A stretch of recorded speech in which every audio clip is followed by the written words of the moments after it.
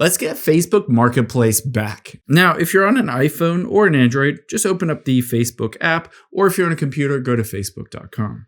From here, we need to get to your settings to be able to change at the very bottom. You can see home, reels, friends, etc., but it doesn't have marketplace. Now, I can always add it on there. It constantly changes those around, but I can pin it on there so it never leaves just by going into the tab bar section.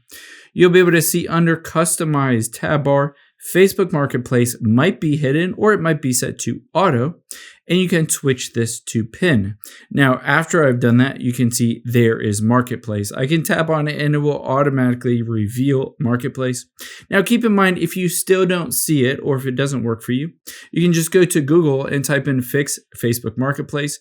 And there's a Facebook article that it says basically if your Facebook Marketplace is limited or at risk or suspended, you can go through the process of requesting a review or remove the warning. Basically, just follow along with these steps. And once you go through those, they'll be reviewed and Facebook Marketplace should be reinstated on your account.